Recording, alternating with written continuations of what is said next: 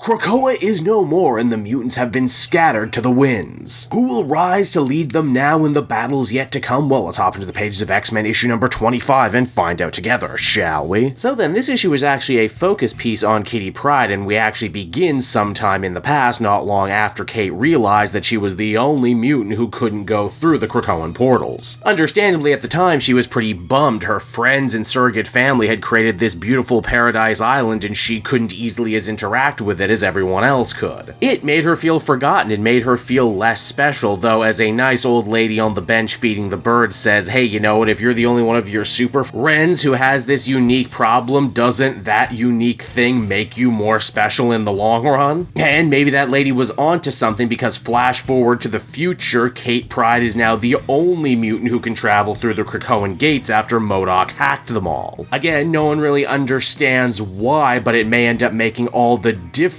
now that the mutants are forced to live back underground. In fact, as we join up with the Red Queen of the Marauder, during what might be the darkest chapter of her life, we see her return to the X-Mansion in Westchester, the only other place that's ever truly felt like home to her. Why is Kate here right now? Well, to check out her old room and get a ninja sword that was given to her by Ogun. The sword comes with a little message too, saying you will forever be the weapon that made you, words that Kate very much plans to live by moving forward into this dark new age. And oh, how dark things have gotten. Dr. Stasis holds a massive Orchis rally wherein he gloats about his victory, saying that Orchis gladly stepped on in to fill the void left behind by S.H.I.E.L.D., that they defended humanity against radical mutants and their tainted medicine, that their sentinels will keep the world safe, and that for all the mutants they couldn't catch, they'll either be deported to space or have their powers taken away from them via Orchis's brand new science. This is all really bad, but the worst part is that everyone is falling for this false flag operation, including the President of the United States, who takes a meeting with Fei Long, the creator of the brand new Stark Sentinels. Fei Long says that these Sentinels are just the beginning, and that him and Orchis plan to do everything in their power to make sure that humanity stays safe from the mutant threats, including putting lasers on the moon and having Orchis agents in their brand new war machine suits patrol space to make sure that no other nasty mutant aliens can ever come back. Now, what about the mutants who actually managed to survive the Hellfire Gala? Well, they're not exactly doing much better. Poor Cyclops is currently a prisoner of Dr. Stasis at their brand new mutant gulag setup on Randall Island. Poor Scott has had his eyes sewed shut and is only being kept alive by the medical equipment that Dr. Stasis has set up for him. He could kill him at any moment, but he chooses not to. Instead, hoping that Cyclops will go on TV and confirm everything that Orchis has been saying about mutant kind. In return, Stasis promises to show lenience to the surviving mutants. Obviously, that's a lie, and Cyclops isn't going to fall for it. But sadly, for the time being, he's not going to be much help for his friends. And speaking of his friends, we see that most of the big-name X-Men who managed to escape the island have currently set up in the tunnels under New York that used to belong to the Morlocks. They're doing everything they can to build a resistance network, but it's an uphill battle. They're cut off from so many of their friends and their resources, and then there's the case of Kate. She just kinda comes and goes whenever she wants, and when she does return to Mutant HQ, she's usually reeking of blood. Sync, who has more or less had to rise up and become the de facto team dad, worries about her. But moreover than that, Sync wants Kate's years worth of experience and leadership to help them during this trying time, but Kate, well, her mind is elsewhere. In a nice bit of characterization, the Red Queen says that once upon a time she was the young, peppy child X-Men having to,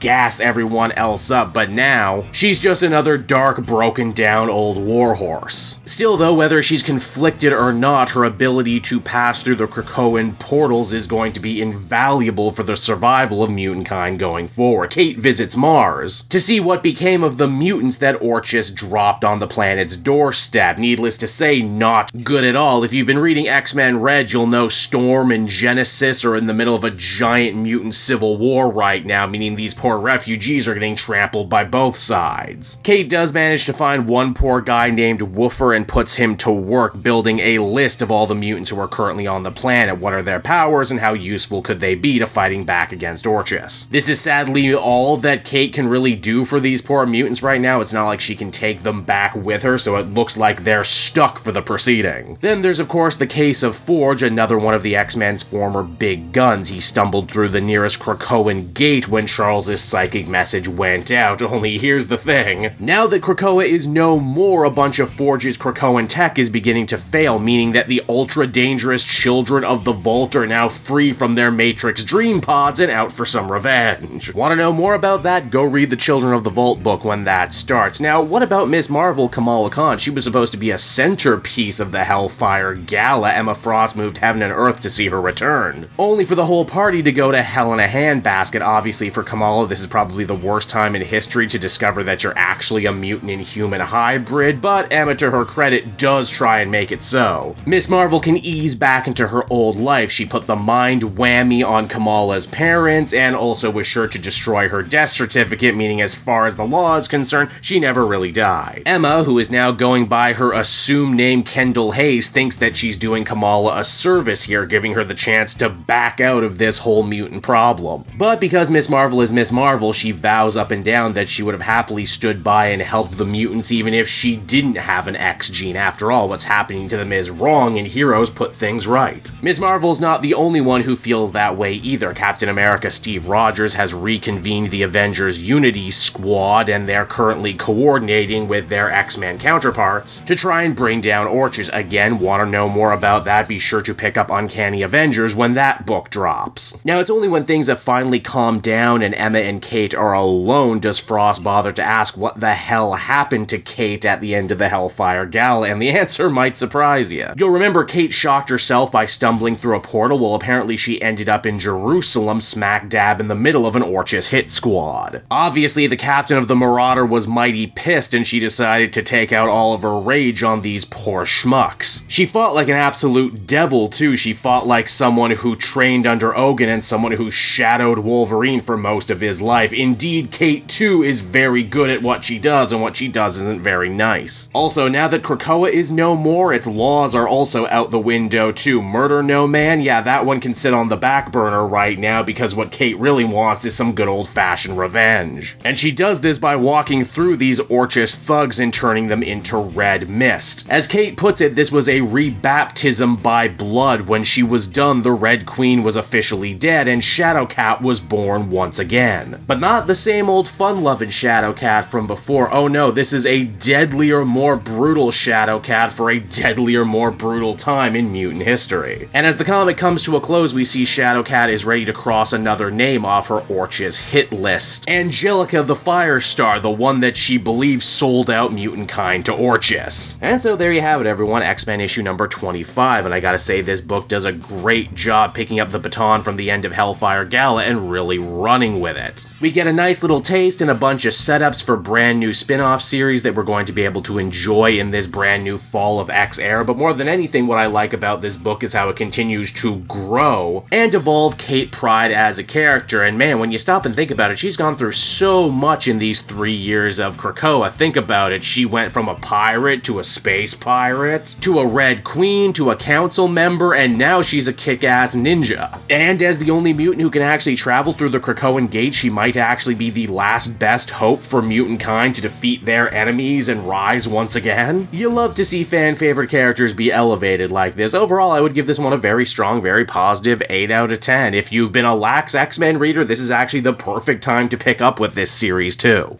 Hey there everyone, it's your pal Cape Joel again, and if you're seeing my face right now, that means you watched to the end of the video, and I'll always be grateful for that. Retention helps in this crazy YouTube game, and so does becoming a patron. If you head on down to the description, you can find a link to my Patreon page. Recently just redid all the tiers, a lot of cool stuff offering up there, exclusive commentaries, exclusive polls, behind the scenes concept art for Capes and Quest. That's the brand new D&D show I've started soon. Never been a better time to become a patron. You can become a patron for as little as $1 a month and help the channel grow and, help me continue to deliver content like what you just saw. So I want to thank you all, and I will see you again next time. Bye-bye.